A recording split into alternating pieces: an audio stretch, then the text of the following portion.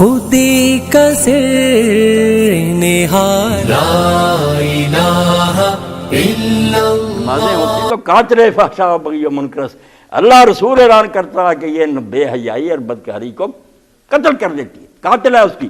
نمازی ہو ہر 2 گھنٹے بعد اللہ کا کلام سن کر آئے اور پھر بدماشیاں کرتا رہے.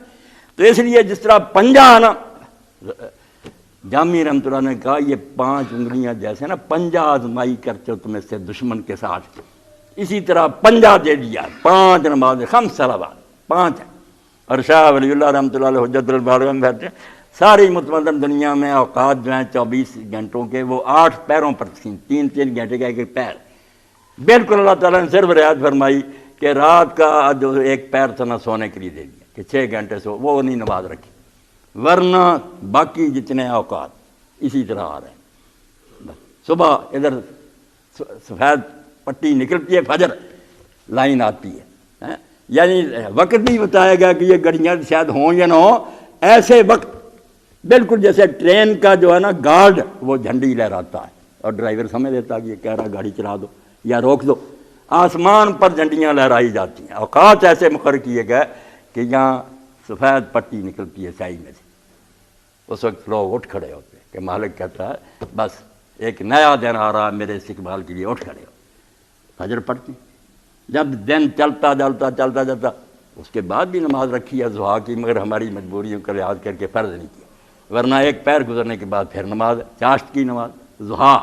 اور حضور نے فرمایا کہ جو صلاۃ الاوابین ہے، لوگوں نے 6 نفل جو ہے نا مغرب کے بعد اس کا لکھ دیتے ہیں صلاۃ الاوابین، وہ نہیں روایت صحیح. یہ صحیح روایت ہے مسلم شریف کی کہ جب اونٹوں کے بچوں کے پاؤں جلنے لگتے ہیں، ریت اتنی گرم ہو جاتی ہے، اس وقت جو نماز پڑھی جاتی ہے اوابین کی نماز. جو اللہ سے بہت ڈرنے والے ہیں وہ دکانیں چھوڑ کر دفتر چھوڑ اس وقت ہی نماز میں کھڑے ہو جاتے، ورنہ کام کاج میں پھنسے ہوتے ہیں لوگ. فرض نہیں کیا مگر ثواب بہت بیان ہو، 2 سے لے کر 8 تک جتنی رکھتے پڑھ لیں. پھر اس کے بعد ایک پیر گزرا، دن ڈھلا، کیا کہ سورج اٹھتا گیا اور فرائی صاحب رحمۃ اللہ علیہ فرماتے ہیں سجدے میں پڑا تھا سایہ، رات سجدے میں پڑا رہا. جب سورج نکلا قیام کی طرف آنا شروع ہو گیا، سورج اونچا ہوتا تھا سایہ ادھر آتا جاتا جیسے سجدے سے اٹھا جاتا.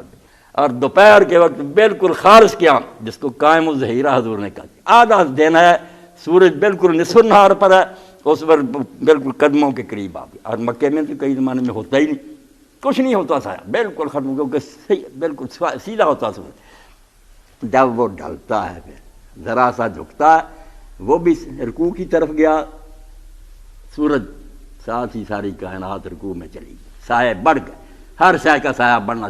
ہمیں بھی حکم ہو گیا اقم الصلاۃ لدلوک الشمس. تمہیں نظر نہیں آتا کہ کائنات کا سب سے بڑا معبود جس کو بیوقوفوں نے پوجا کہ یہ روشنی دیتا ہے، فصلیں پکاتا، سورج دیوتا کی جتنی پوجا ہوئی کسی کی نہیں ہوئی، کیونکہ اس سے نفع بڑھے ہیں کائنات کو. تو اللہ کہتا ہے وہ بھی جھک گیا ہے خدا کے سامنے، اور ساری کائنات جو تم بیٹھے ہوئے اٹھو، جب سورج جھک گیا تم بھی جھک جاؤ.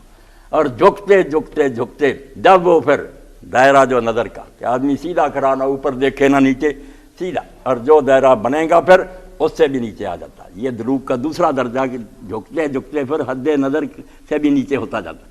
اور جب بالکل غائب ہو گیا تیسرا دلوک، یہ صرف اس کو اللہ تعالیٰ نے ادبار السجود کہا. قرآن میں اس کا نام جو آیا ہے مغرب کا ادبار السجود، کہ جب سورج نے سجدہ کر دیا ہے وہ چلا گیا ہے زمین کے ساتھ، تم نہیں کرتے. اور جب اس کا آخری نشان بھی ختم ہو جاتا ہے، اللہ کہتا ہے اتنا غصہ کر لیا، اب اندھیرا اتنا چھا گیا کہ جو اس کی آخری نشانی تھی کہ روشنی تھوڑی بہت نظر آتی، گم، آسمان برابر ہو گیا. تو آدمی نے ایسے ہی سمجھو جیسے موت کے دروازے میں داخل ہوا، موت آئی یہ مغرب، اور جب اس کی یاد بھی بھول گئی، لوگوں نے ذکر ہی چھوڑ دیا. ڈاکٹر کفایت اللہ صاحب کا، یہ غلام مرحوم کا، میرا بھول ہی گیا لو. وہ کہتا اب عشاء ہو گئی نا پھر کہ سارا نشان مٹ گیا. اور یہ نماز اسی لیے اللہ کے رسول علیہ السلام دیر سے پڑھتے تھے کہ جتنی دیر کرنی ہے کر لی، آدھی رات سے نہ گزر جائے، دیر کرو، اس وقت پڑھو جب سونے کا ارادہ ہے، تاکہ جو کمی کوتاہی ہو گئی نا اس کی معافی مانگ لو، شاید تمہیں پھر دوبارہ اللہ کے سامنے کھڑے ہونے کا موقع نہ ملے. رات سوئے رہ جاؤ، کئی لوگ مرے نکلے سمجھ، یعنی اوقات ایسے رکھے.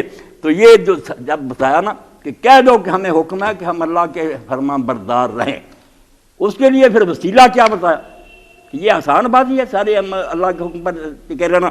اس کے لیے جو تمہاری مدد کرے گی نبھانا اقیم الصلاۃ، نماز کو ٹھیک طریقہ سے ادا کرو. سارے مسئلے چھوڑ کر ایک اللہ نے اس کو چنا کہ اگر اسلام پر چلنا ہے اور یہ اکثریت کے فتنوں سے بچنا ہے، نماز مگر وہ قائم کرنی ہے، پڑھنی نہیں، قائم کرنی. اقامت کا معنی ہے کہ اگر وہ دیکھنے والی نظر آنے والی چیز ہے محسوس تو اس کو اس طرح سیدھا کھڑا کرو کہ نہ ادھر جھکی ہوئے نہ، اور اگر وہ نظر نہیں آنے والی چیز مانوی چیز ہے اس کا قائم کرنا یہ ہے توفیت حق، کہ اس کام کو اس طرح کرو جس کا طرح اس کے کرنے کا حق ہے. جیسے اللہ نے کہا قوامین بالقسط، مومن انصاف کو قائم کرنے والے تھے. انصاف کو ایسی چیز نہیں پکڑ کے سیدھی کھڑی کر، وہ یہی ہے کہ جج نہ رشوت لے، نہ سفارش مانے، نہ کسی دباؤ میں آئے، عین صحیح فیصلہ کرے. اس کو کہیں گے کہ اس نے انصاف کرنے کا یار حق ادا کری. کہ کہیں آ گیا قیم الوزن، وزن کو قائم کرو، یعنی ٹھیک تولو، اس میں کوئی نہیں ہیرا پھیری ہونی چاہیے، باٹ بھی درست ہوں، تولنے میں کوئی. تو اسی طرح حکم ہوا نماز اگر پڑھی نا سرسری سی پھر کوئی اپنا اثر نہیں دکھائے گی. نماز کا حق ادا کرو جیسے اس کو پڑھنے کا حق ہے. وقت پر پڑھو، سمجھ کر پڑھو، جماعت سے پڑھو، جو پڑھو اس کو سمجھو، ہاں، اور بعد میں جائزہ لیتے رہو کہ نماز میں جو مجھے تلقین کی اس پر ہوں.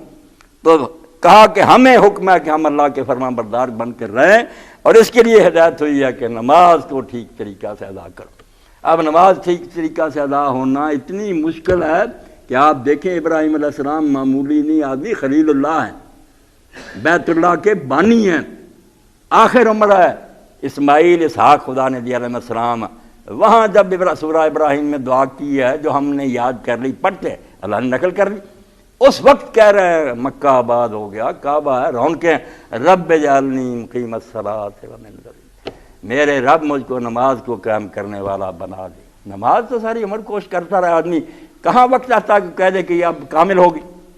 کامل لوگوں کی نمازیں جن کا ہم پڑھتے ہیں کتابیں بن گئی ہیں، اللہ والوں کی نمازیں. ہم شرمندہ ہوتے ہیں کہ یار ہماری نماز کوئی نماز تو وہ پڑھتے ہیں.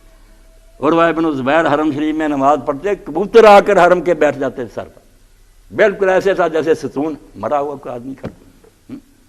لوگ کہتے تھے کہ آپ اس نماز کو اتنا اعلیٰ پڑھتے ہیں، سنتوں نفلوں کو اتنا ہی اچھا. وہ کہتے ہیں فرض جو ہیں یہی جو راس المال ہے، اصل سرمایہ جو ہے وہ فرض ہیں، باقی تو زائد ہیں. چلو اللہ قبول، فرض تو درست طریقہ سے ہونا چاہیے.